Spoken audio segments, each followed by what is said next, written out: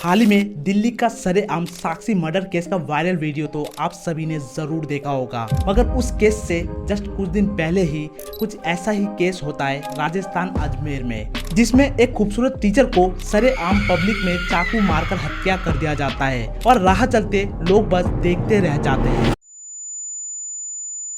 ये कहानी है राजस्थान अजमेर में रहने वाली कीर्ति चौहान की, जो कि एक शादीशुदा महिला होती है और पेशे से एक टीचर होती है, जिसकी एक 9 साल की बेटी भी होती है।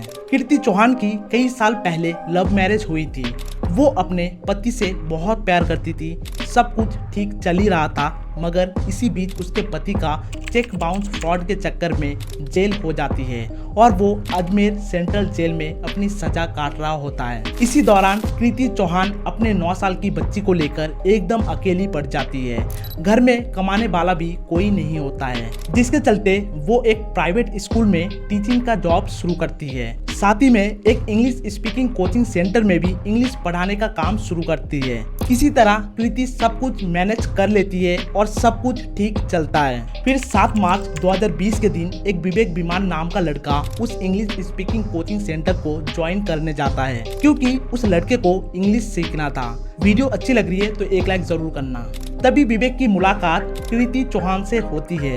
विवेक कीर्ति की खूबसूरती को देखते हुए पागल हो जाता है, मगर यहाँ पर विवेक को अभी भी पता नहीं होता है जो कीर्ति इसी इंग्लिश स्पीकिंग कोचिंग सेंटर में एज अ टीचर जॉब करती है। विवेक रोज इस कोचिंग सेंटर में आता है, मगर कभी कभारी इसकी मुलाकात कीर्ति से होती है, मगर कोई बातचीत नहीं होती है। इसी दौरान विवेक एक दिन फेसबुक चला रहा होता है और यूं ही स्क्रॉल करता रहता है। तभी उसके सामने ऐसी चीज नजर आती है कि वो खुशी से पागल हो जाता है। उसके सामने कीर्ति चौहान का प्रोफाइल आता है। वो तुरंत ही कीर्ति को फ्रेंड रिक्वेस्ट भेज देता है। दूसरी तरफ कीर्ति भी फ्रेंड रिक्वेस्ट एक्सेप्ट कर लेती है। उसके बाद विवेक कीर्ति को फेसबुक पर मैसेज करता है और बातचीत करने की कोशिश करता है। वो कीर्ति से कहता है कि तुम बहुत खूबसूरत हो और मैं तुम्हें पसंद करने लगा हूँ। तभी कीर्ति कहती है कि तुम्हें शायद अंदाजा नहीं है, मैं एक शादीशुदा हूँ और मेरे पास एक 7 साल की बेटी भी है।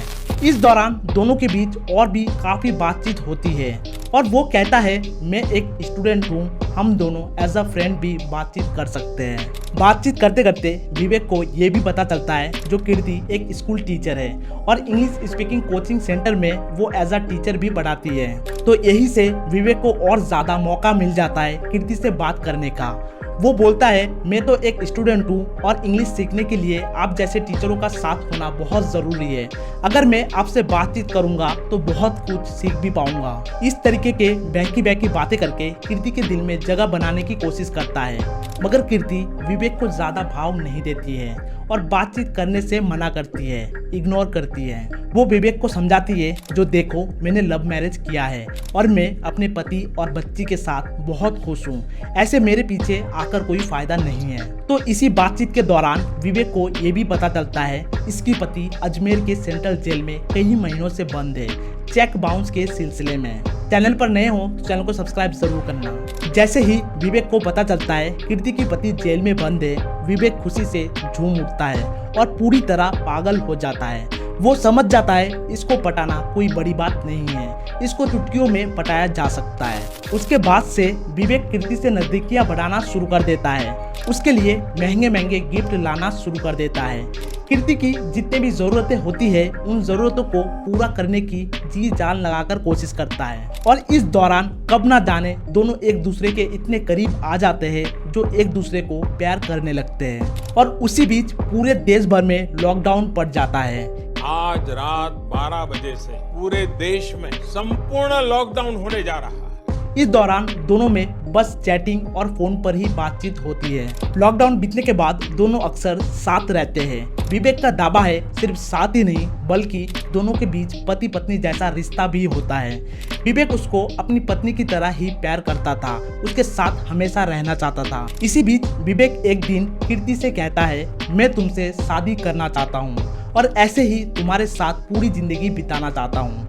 लेकिन कीर्ति को उससे शादी नहीं करनी थी, क्योंकि कीर्ति पहले से ही शादीशुदा थी। उसकी एक बच्ची भी थी। अगर वो शादी करती है तो समाज के लोग क्या कहेंगे, इसलिए समाज के कई तरह के बहाने बनाते हुए शादी करने से इनकार कर देती है। और ऐसे ही दोनों में रिलेशन करीबन 3 साल तक चलता रहता है। मगर कहानी में ट्विस्ट तब आता है जब अप्रैल 2023 में कीर्ति के संपर्क में एक अनिल शर्मा नाम का व्यक्ति आता है, जो कि पेशे से एक प्रोफेसर होता है। वो अपने बेटे का एडमिशन कराने उसी स्कूल में पहुंचता है जिस स्कूल में कीर्ति टीचर होती है। कहानी अच्छी लग रही है तो एक लाइक जरूर करना। अनिल शर्मा और कीर्ति चौहान की मुलाकात अनिल के बेटे को एडमिशन कराने के दौरान ही होती है। इसके बाद से ही दोनों में बहुत ही अच्छी खासी दोस्ती हो जाती है, जिसके चलते कीर्ति और विवेक के बीच दूरियां बढ़ने लगती है। इस दौरान विवेक जब भी कीर्ति को फोन करता है, या तो उसका फोन बिजी होता है या फिर वो उठाकर कहती है मैं बहुत जरूरी काम कर रही हूँ, मैं अभी क्लास में हूँ, मैं इधर हूँ, मैं उधर हूँ। इस तरीके का कोई ना कोई बहाना करती है बातचीत नहीं करने के लिए। जैसे जैसे वक्त बीतता जाता है दोनों में दूरियां और भी बढ़ती जाती है। विवेक अभी भी पागलों की तरह कीर्ति को कॉल मैसेज वगैरह करता है, उससे बातचीत करने की कोशिश करता है, उसको परेशान करता रहता है। एक समय ऐसा भी आ जाता है कीर्ति विवेक का नंबर ब्लॉक लिस्ट में डाल देती है। यही से विवेक के अंदर गुस्सा पनपता रहता है। वो लगातार कीर्ति से मिलने की कोशिश करता है, उसको फॉलो करता है, मगर कीर्ति उसे नहीं मिलती है। विवेक की रोज के इन हरकतों से कीर्ति बेहद परेशान हो जाती है। फिर वो विवेक के बारे में अपने नए दोस्त अनिल शर्मा यानी प्रोफेसर से बोलती है, जो इस तरीके से मेरे को एक लड़का बहुत परेशान करता है, शादी करने की जिद करता है, मैं कैसे उससे अपना पीछा छुड़वाऊं। फिर प्रोफेसर कीर्ति से कहता है कि परेशान होने की जरूरत नहीं है, एक काम करते हैं, उस लड़के को एक रेस्टोरेंट में मिलने की बात करते हैं, फिर वही उस लड़के को समझाने की कोशिश करेंगे जो तुम्हारा पीछा छोड़ दे। उसके बाद कीर्ति, अनिल और विवेक एक रेस्टोरेंट में जाते हैं और वहां जाने के बाद आपस में बातचीत करते हैं। विवेक को पूरी तरह बहुत अच्छे से समझाया जाता है, जो इस तरीके से इसको परेशान करना छोड़ दो, ये एक शादीशुदा औरत है, इसका एक बच्ची भी है। विवेक कहता है मुझे अच्छे से पता है कि ये पहले से ही शादीशुदा है और इसका एक बेटी भी है। वीडियो अच्छी लग रही है तो एक लाइक जरूर करना। यहाँ पर अनिल शर्मा विवेक को बहुत ही अच्छे से समझाने की कोशिश करते हैं, तो विवेक भी उनकी बातें अच्छे से सुनता है और शांत रहता है। फिर तीनों आराम से बैठकर खाना खाते हैं। खाना खाने के बाद कीर्ति अनिल की कार में जाकर बैठ जाती है और कार चलने लगती है। विवेक अपनी स्कूटी लेकर उस कार के पीछे पीछे चलता रहता है। कुछ दूर चलने के बाद एक जगह नाका मदार चौकी के पास कार जाकर रुकती है। वहां पर कीर्ति गाड़ी से उतरती है और अपने स्कूटी लेती है, क्योंकि वहीं पर कीर्ति ने अपने स्कूटी को पार्क किया हुआ था और ये सारी चीजें विवेक पीछे से देख रहा होता है। फिर कीर्ति अपने स्कूटी पर बैठकर आगे चल देती है, वही पीछे पीछे विवेक भी चलता रहता है। यहाँ पर चलते चलते विवेक देखता है कीर्ति अपना फोन निकालती है और फोन पर किसी से बात करने लगती है। बात करते दौरान हंसती है, मुस्कुराती है। देखकर ऐसा लगता है आज ही किसी चंगुल से आजाद हुई हो, जिसकी खुशी उसके चेहरे पर नजर आ रही है। अब यहाँ पर विवेक सोचता है अभी ये किससे बात कर रही होगी इतनी खुशी से, अभी तो अनिल शर्मा ने इसको कार से छोड़ा।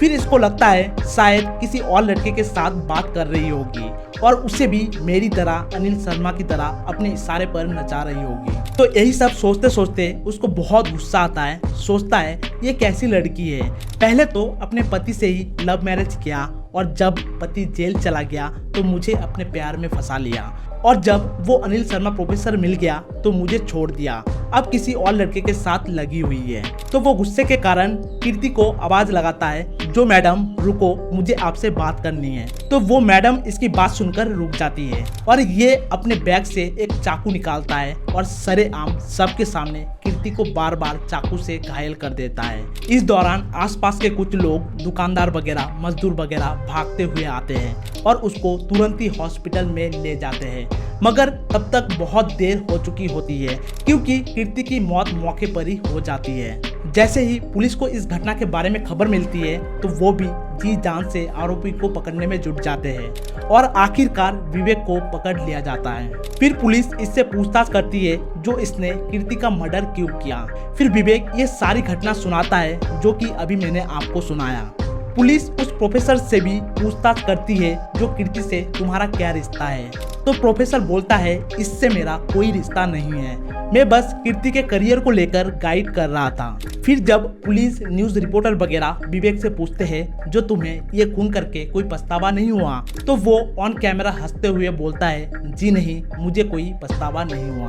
और मैं यहाँ पर आप सबको बता दूं, विवेक का उम्र 35 साल है और ये एक 10th क्लास पास स्टूडेंट है। 10th के बाद इसने पढ़ाई छोड़ दी थी। इसको इंग्लिश इसलिए सीखना था क्योंकि कहीं भी काम करने जाता तो इंग्लिश की रिक्वायरमेंट होती है, इसलिए वो इंग्लिश कोचिंग ज्वाइन करता है और वहीं पर कीर्ति से मुलाकात होती है। कीर्ति से प्यार होने के बाद उसका नाम का टैटू भी अपने हाथों पर बनाता है। देखा जाए तो बुरे काम का अंजाम हमेशा बुरा होता है। शायद कीर्ति को अपने पति रहते हुए ऐसे लड़कों के चक्कर में नहीं आना चाहिए था, जिसके वजह से अपने जान से हाथ धोना पड़ा। और दूसरी तरफ विवेक अपने इस दुष्कर्म के वजह से जिंदगी भर जेल में सड़ेगा। तो ये थी कीर्ति चौहान मर्डर केस की पूरी कहानी। काश कीर्ति इसकी बहकी बहकी बातों में नहीं आती तो शायद आज वो जिंदा होती। उम्मीद करता हूँ आप सभी को पूरी घटना अच्छे से सुना पाया होगा। वीडियो अगर अच्छा लगा तो एक लाइक जरूर करना, जितना हो सके इस कहानी को दूसरों तक शेयर करना। चैनल पर अगर नए हो तो चैनल को सब्सक्राइब जरूर करना और बेल आइकन को भी दबाना, क्योंकि हम ऐसे कहानियां लाते रहते हैं। अब आपसे मिलेंगे किसी और वीडियो में, तब तक के लिए जय हिंद जय भारत।